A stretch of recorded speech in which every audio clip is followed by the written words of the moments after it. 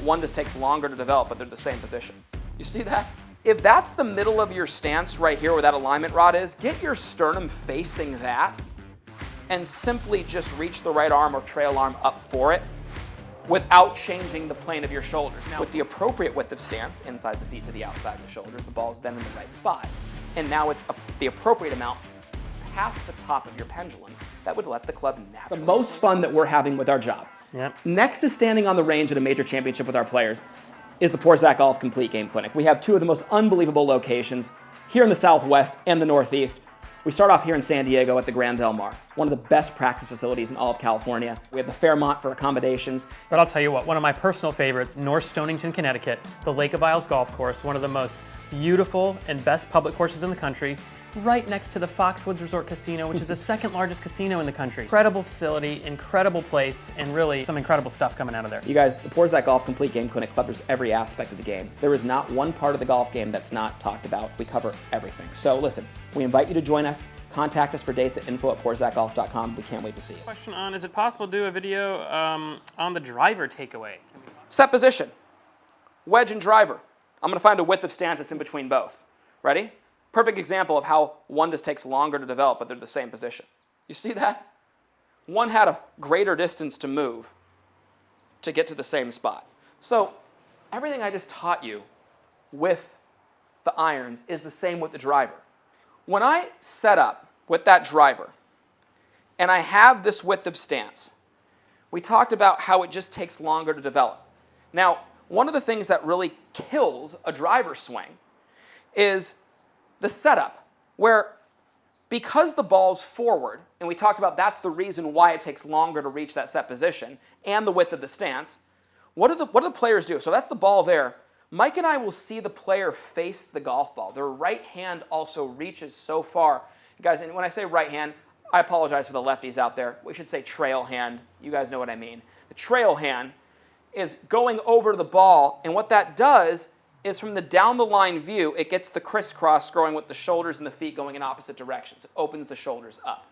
One of the best tips I can give you with the driver, if that's the middle of your stance right here where that alignment rod is, get your sternum facing that and simply just reach the right arm or trail arm up for it without changing the plane of your shoulders. Now, one thing that's great about our hip bump actually helps square up the shoulders with the driver. Now, when I'm like this, it's easy to be open. Right hand's way on top. Now watch my hip. I bump that hip, boom. Oh, now I'm square. Okay, so that's important. I just had to say that because I've been teaching so many lessons lately where I watch people set up and they have this look right here. Absolutely. So common. They get the feet going right, shoulders going left. It's just a recipe for the big old cuts off the planet. Then all of a sudden you square one up and you pull it dead left. It's just impossible to get your lines down. You hang your hands down like this, and if I was open, you can see my hands would look like this, but I want my hands to match. So the big thing is just making sure that I'm facing the middle of my stance, and then I'm reaching up for that driver without turning my shoulders. Okay, it's a really important one right there. I'll have people sometimes set up in the middle like this and just move the club forward without moving their shoulders. Helps a ton. Because think about it, you open those shoulders and you're just negating your turn before it even starts. You're getting disconnected with the arms moving behind you. Impossible to reach the right set position. But once again, from the face-on view, balls up front like that. Hands have a long way to go to reach that set position, still reaching the exact same point. For a minute, is the hammer drill applicable to the driver swing? Yeah, it completely depends on who you are. Yes. Right? I mean, the one thing I'll tell you is this. Typically, of all clubs in the bag, this is the one that's the longest and gets behind players the most. So really, we are saying more than any other club with the driver, we tell people to actually get the club head going and swing that club. We got room. Yeah. Swing that club past you, right? We want to get that club, the shaft of the club, all the way to your back. When Bo Hostler won the Haskins Award, remember that tip I gave him all year? I was telling him, Bo, swing the club all the way to your back. He had so much angle and so much lag back here. The club was behind him. He needed to feel like that club got all the way to his back right away. Great feeling for the driver. Now, I wouldn't be telling people that with a sand wedge, but I have seen golfers where they need the big-time hammer drill. And with this club, we tell them, hey, we actually, with that club, need to swing the club head a little bit more. Yep. Now, let's just understand why, right? Because of all that lag. you think about it like this, a great visual here. Once again, here's a pitching wedge and a driver. Look how much more the club's behind us with just the driver with the exact same golf swing, right? So it's harder to catch this one up to our body, which is why we do need to swing the club more. But Yeah. if you're duck hooking it Yeah.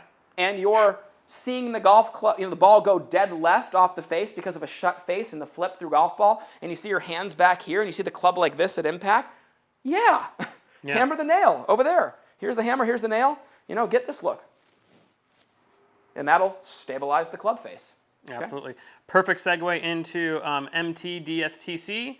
We got the question, you have anything that talks about the driver release? I was watching a video of yours the other day about one of our favorite drills here. The feeling of releasing about 3 or 4 inches before the golf ball. Yeah, it's a great one. So, Right. you see Jon Rahm hold his golf club, back behind the ball this far when he hits a draw because he wants to let it go. It's the same way I heard Nicklaus once say, hey, just hit, square the club face up 8 inches behind the golf ball, right? Right here, you just square it up back there, and that's a great way to feel that. But here's the thing. The swing that we teach, we're changing our setup. Our setup's 90% of it. Yeah. Now, besides the setup being the biggest changes, ball position, width of stance, weight distribution, right? Now, the biggest then next thing is the feeling of the release. The feeling of the release, right? So, listen, it's the exact same thing. I'm turning the left pocket back, swinging the handle through, feeling the back of the left hand, lead hand, square up against that imaginary wall. It's the same feeling as I'm putting into place with the pitching wedge.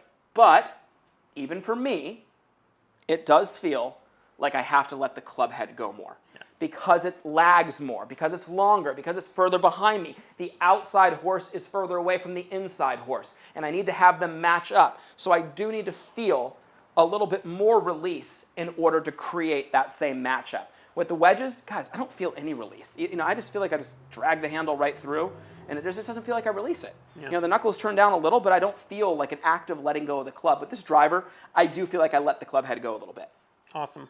I think one question that we commonly have that I don't have in here, though, is when people talk about and they know they have to hit up on the driver. Do they have to hit up on the driver? The answer to that question is no. Right. Some of the best players in the world, like Cameron Champ hits the heck out of the ball, right? Yeah. I think he's like 1 down on the driver. A lot of guys, here's the thing. Your setup hits up on the driver for you, not your golf swing. Here's the disaster right here. The golfer who's been told, hey, play it off the inside of your left foot. They have this wide of a stance, they got on the inside of their left foot, and the ball's right here.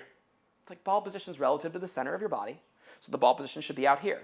With the appropriate width of stance, insides of feet to the outsides of shoulders, the ball's then in the right spot. And now it's the appropriate amount past the top of your pendulum that would let the club naturally swing up without trying. The golfer who's right here has been told then to swing up does what? Backs up and then helps it up in the air. Disastrous for the golf swing. So if you're backing up and on your back foot too much, chances are you've been told to hit up on the golf ball and you're bottoming out on the ground behind it. You don't want that. Our players actually feel like they're hitting down through a driver, and then it stabilizes the face even more. So when you set them up the right way, your width of stance changes this. Wide stance means a more U-shaped swing. Narrow stance is a more V-shaped swing. That's why we're here with wedges with the ball in the middle. You have the V-shaped swing with the ball under the top of the pendulum. You're going to hit down and compress it more. Because the club has loft, right? So we need to not add loft. Now the next one, okay? We want to actually get a little more loft on this one, right? So here's the 9-degree driver is going to turn into what 11 to 12, through impact. So we get a little wider, more U-shaped swing. We have the ball forward ahead of the top of our pendulum. We're naturally hitting up without trying. Here's the beautiful thing. From here, I can actually feel like I'm hitting through it more level, and I get a great result. And if you looked at mine say about 1 up, 2 up sometimes, Absolutely. and the whole point of that is I'm not actively trying to do that. I'm hitting right through the equator of that ball, and that's incredibly important. It's the same thing, you guys. When people tee it high, they get more wild. When they tee it low, they get straighter. And the reason being is because they're actually staying more in the shot rather than backing up and helping it up in the air. All right, guys. Well, we had some great questions there about the driver, about the takeaway with the driver. We hope we clarified everything for you. If you have any more questions, don't hesitate to ask. Leave them in the comment section below. If you want to get your lesson personalized and catered to you, you can contact us at info@PoorZachGolf for FaceTime, in person, and our Poor Zach Golf Complete Game Clinic. We're here for you. Look forward to seeing you next time. At Poor Zach Golf, we take a lot of pride in having developed some of the best and most consistent golf swings on the planet. We do this through simplicity. Our Full Swing Masterclass will take you on a step-by-step, easy-to-understand process on how to get your golf swing better than ever. Join the many before you who've utilized our Full Swing Masterclass to take their games to the next level and beyond.